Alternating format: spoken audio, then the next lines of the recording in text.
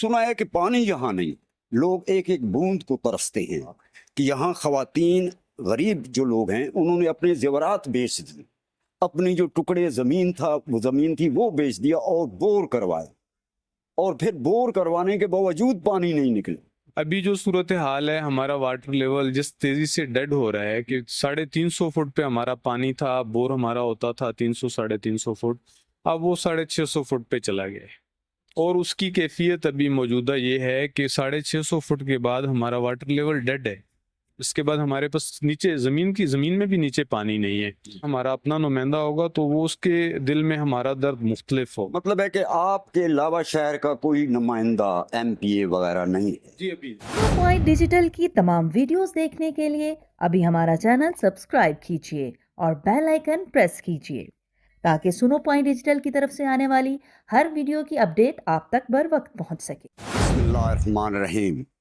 सुनो point digital की तरफ से मैं हूं आसिफ हयात बलोच। आज हम मौजूद हैं डिस्ट्रिक्ट तलागंग की तहसील लावा में। लावा तहसील एशिया का सबसे बड़ा कस्बा था और फिर इसको तकरीबन 12 साल पहले तहसील का दर्जा दिया गया, लेकिन आज भी यहाँ बेहद पसमानदगी है, कोई डेवलपमेंट का काम नहीं हुआ। और यहाँ की ख़ास बात यह है कि यहाँ लोग पानी की एक एक बूंद को तरसते हैं। तो आज हमारे साथ मौजूद हैं तहसील लावा प्रेस क्लब के सदर जनाब मलिक साजिद महमूद अवान साहब। आज हम उनसे बात करते हैं कि ये एशिया का सबसे बड़ा कस्बा जो आज तहसील का दर्जा अख्तियार कर गया है, आखिर यहाँ डेवलपमेंट क्यों नहीं हुई और लोग पानी की एक एक बूंद को क्यों तरसते हैं। आइए हम आपको मिलवाते हैं साजिद अवान साहब से। तो नाजरीन, ये हैं मलिक साजिद महमूद अवान साहब जो लावा प्रेस क्लब के सदर हैं। आज हम इनसे पूछते हैं कि लावा जो 12 साल से तहसील का दर्जा अख्तियार कर चुका है, आज भी इतनी बड़ी आबादी क्यों पसमानदा है और यहाँ पानी की लोग एक एक बूंद को क्यों तरसते हैं। जनाब अस्सलाम वालेकुम। जी वालेकुम सलाम। साजिद साहब, बड़ी मेहरबानी, बहुत आपने अपना कीमती वक्त हमें दिया। सबसे पहले तो हमारी आपसे ये सवाल है कि ये लावा शहर की कितनी आबादी है? जी 1 लाख से ज़्यादा आबादी लावा शहर की है। फिर साथ जो इसके सराउंडिंग देहात हैं, 4-5 देहात हैं, गूल है, नाड़ा है, चंगा है, चक्की है। तो ये सारी आबादी भी लावा की आबादी है। लावा की एक म्यूनसिपल कमेटी लावा के नाम से है सेटअप, और एक जो है यूनियन काउंसिल लावा रूरल के नाम से। तो लावा रूरल में नाड़ा भी आता है, चक्की भी आती है, गूल भी आती है। कितना अरसा हो चुका इसको तहसील का दर्जा अख्तियार किए हुए लावा को? इस 12 साल हो गए। 12 साल हो गए। ये सुना है कि एशिया का सबसे बड़ा कस्बा था। जी कस्बा था, अब तो ज़ाहिर बात है ये म्यूनसिपल कमेटी बना है तो उसके बाद ये रूरल से अर्बन में आ गए। तो उससे पहले ये रकबे के लिहाज से लावा का जो रकबा है वो कोई 87,000 एकड़ के करीब है। और लावा का जो तहसील लावा का भी जो रकबा है ये अभी भी 4 डिस्ट्रिक्ट को टच करता है। एक तरफ से स्केसर के साथ हमारा जो इलाका है वो खुशाब को टच करता है, नमल का जो इलाका है वहाँ से मियाँ वाली को टच करता है, और तराप अंजरा और तराप इस शाह महमदी के पास वहाँ कोटगुल्ला तक लावा की हदूद है, तो वहाँ से अटक शुरू हो जाता है। अच्छा, 12 साल हो गए इसको तहसील बने, लेकिन आज भी हम देख रहे हैं कि उस तरह डेवलपमेंट नहीं हुई जिस तरह तहसीलों की डेवलपमेंट होती है। क्या वजह है?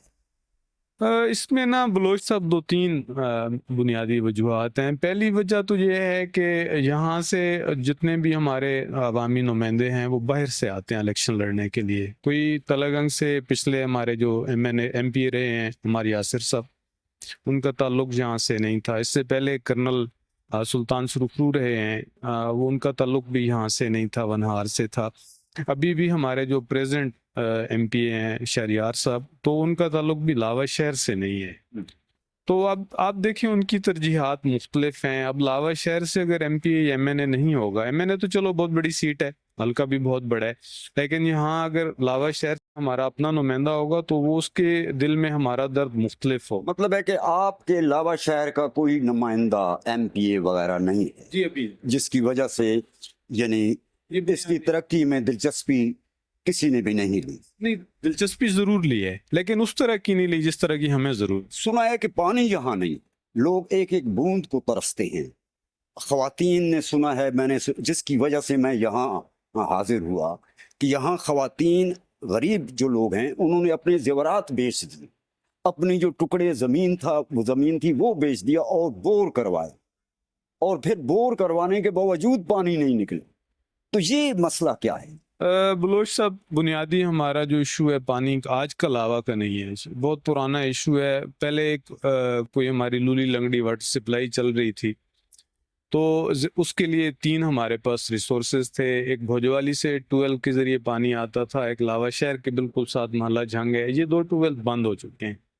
अब नाला तरप्पी मेजर सोर्स है आपके पास, वहाँ से जो कुएं हैं उनसे लावा शहर को पानी मुहैया होता है, लेकिन वो भी बारिश आती है तो 3 दिन पानी दस्तयाब होता है, उसके बाद वहाँ पे पानी ख़त्म हो जाता है। तो लावा शहर का अपना जो ज़ेर ज़मीन पानी है आधे शहर का, वो कड़वा है, वो पीने के लायक नहीं है। अभी जो सूरत हाल है, हमारा वाटर लेवल जिस तेज़ी से डेड हो रहा है कि 350 फुट पे हमारा पानी था, बोर हमारा होता था 300 350 फुट, अब वो 650 फुट पे चला गया है। और उसकी कैफियत अभी मौजूदा ये है कि 650 फुट के बाद हमारा वाटर लेवल डेड है, इसके बाद हमारे पास नीचे ज़मीन में भी नीचे पानी नहीं है। तो ये जो बात आपने की है औरतों के ज़ेवरात बेचकर बोर करवाने वाली, ये बहुत दर्दनाक दास्तान है। मैं आपकी इस बात से इत्तेफाक करता हूँ।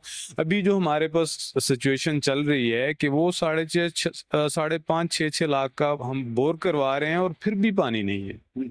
तो अभी लावा शहर में जो अहले खैर हैं उन्होंने मुख्तलिफ पॉइंट्स दिए हुए हैं पानी के। अभी आप बाहर भी निकलेंगे तो आप देख सकेंगे वहाँ से कुछ लोग जो हैं वो पीने का पानी ले जाते हैं। अदरवाइज फ़िलहाल जो लावा वो पानी के बदतरीन बहरान का शिकार है। हमारे पास पानी नहीं है और अगर हमारा तरप्पी डैम नहीं बनता, जिसके लिए हम कोशिश कर रहे हैं, इंशाल्लाह वो बनेगा ज़रूर, लेकिन इन केस वो अगर ताख़ीर का शिकार होता है तो फिर हमारे पास सिवाय हिजरत के हमारे पास और कोई ऑप्शन नहीं। अच्छा, मतलब है कि पानी का इतना बहरान है कि लोग हिजरत करने पर भी मजबूर हो जाएंगे। बिल्कुल मजबूर हो जाएंगे। उसकी वजह यह है कि ना तो यहाँ पे टैंकर के जरिए पानी आ सकता है, नज़दीक तरीन पानी हमारे पास मियाँ वाली है, वहाँ 60 किलोमीटर से टैंकर आएगा। आप खुद बताएं, वो जो मियाँ वाली से टैंकर आएगा यहाँ पे, क्या वो लोग हमारे लोग पानी खरीद सकेंगे? उनकी इतनी माली हालत अच्छी है, हम तो पहले ही खत गुर्बत से नीचे की जिंदगी गुजार रहे हैं। आप बाकी सराउंडिंग इलाकों को देखेंगे तो वहाँ पे कुछ ना कुछ खुशहाली है, लेकिन लावा में ना तो उस पैमाने का हमारा ज़रूरी बिजनेस है, ज़रूरी आमदन हमारी है, ना हमारी इतनी अच्छी फसलें हैं।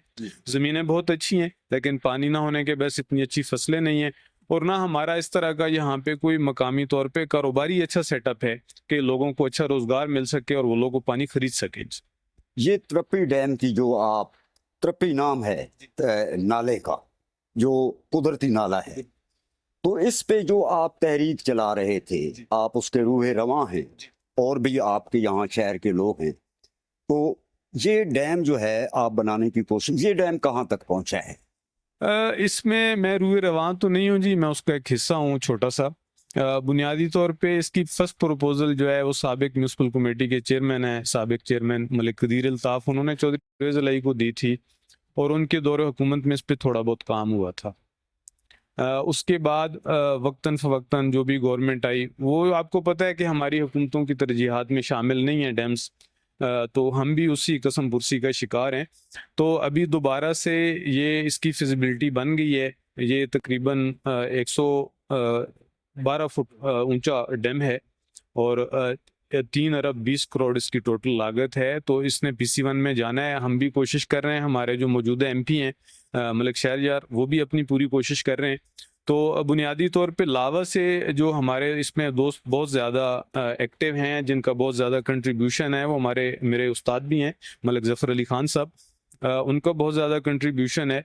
अभी हमारे साबिक नाज़िम हैं लावा के मलिक लाल खान, उनकी बहुत ज़्यादा इसमें हिस्सेदारी है, वो भी पूरी कोशिश कर रहे हैं। वाइस चेयरमैन है लावा रूरल से मलिक जावेद साहब, तो वो भी अपनी पूरी कोशिश कर रहे हैं और ये सारे लोग राब्ते में हैं, मुसलसल इनकी कोऑर्डिनेशन हो रही है। जो हमारे साबिक चेयरमैन हैं पेमरा के और हमारे मौजूदा एमपी हैं मलिक शहरियार, इनके वालिद हैं मलिक मुश्ताक साहब से, और मलिक शहरियार साहब से भी ये मुसलसल राब्ते में। तो मैं पुरुमीद हूँ कि इंशाल्लाह बहुत जल्द ये जो डैम है हमारा ये PC1 में चला जाएगा। इसके अलावा जो लावा तहसील है, इसका सबसे पानी के अलावा आप क्या समझते हैं आवाम के लिए कौन सा बड़ा मसला है? पानी के अलावा यहाँ पे हमारी तहसील जो है वो ऑलमोस्ट फंक्शनल नहीं है जी। एक हमें तहसीलदार और एक असिस्टेंट कमिश्नर दे के समझा जाता है भी तहसील बन गई है या तहसील फंक्शनल है। अभी 12 सालों में यहाँ पे कोर्ट्स नहीं बन सकी, हमारे छोटे छोटे केसेस हैं, हमें उनके लिए भी ज़मानत के लिए स्टेज के लिए या और भी हमारे जितने केसेस हैं हमें उनके लिए तलगंग जाना पड़ता है। जुडिशरी का ना होना बहुत बड़ा मसला है।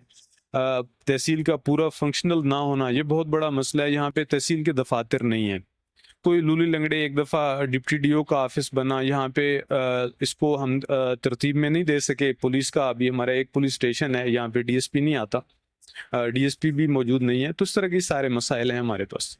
यानी 12 साल हो गए तहसील बने और अभी तक जो है यहाँ तहसील कोर्ट नहीं है नहीं। और तहसील हॉस्पिटल।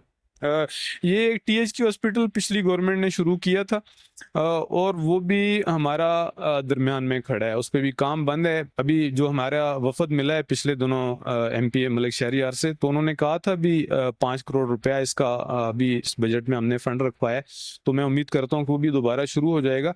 अब गवर्नमेंट की तरजीहात को आप देखें भाई, उसी के बिल्कुल साथ डिग्री कॉलेज है, वो दोनों प्रोजेक्ट्स इकट्ठे शुरू हुए हैं और कोई उनकी लागत जो है वो 19-20 के हिसाब से सेम थी, थोड़ी सी इसकी ज़्यादा है THQ की।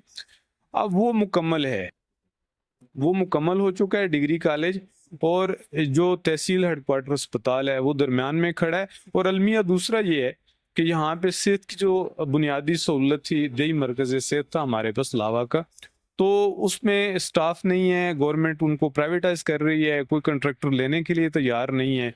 तो अभी जो एक आध डॉक्टर है वो भी बहुत मुश्किल से यहाँ पे काम कर रहा है।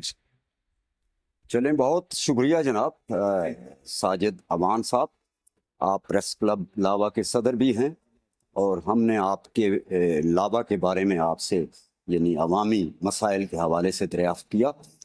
तो ये थे जनाब साजिद अमान साहब। अफसोसनाक बात यह है कि 12 साल से लावा तहसील का दर्जा हासिल कर चुकी है, लेकिन उससे भी अफसोसनाक बात यह है कि यहाँ पर पंजाब हुकूमत जो है अभी तक हॉस्पिटल नहीं बना सकी। यहाँ पानी के मसाइल हैं, यहाँ तहसील कोर्ट नहीं है। तो हमारी जो है मरियम नवाज साहिबा जो पंजाब की वज़ीर आला हैं, उनसे इल्तिमास है कि वो पंजाब के ऐसे ऐसे इलाकों की तरफ तवज्जो दें जहाँ बुनियादी ज़रूरत जो पीने का पानी है ज़िंदा रहने के लिए वो भी नहीं है, वहाँ हॉस्पिटल नहीं है, लोगों को 100 किलोमीटर दूर हॉस्पिटल जाना पड़ता है। तो इसकी तरफ तवज्जो दें। बहुत शुक्रिया जनाब साजिद अमान साहब, बहुत मेहरबानी।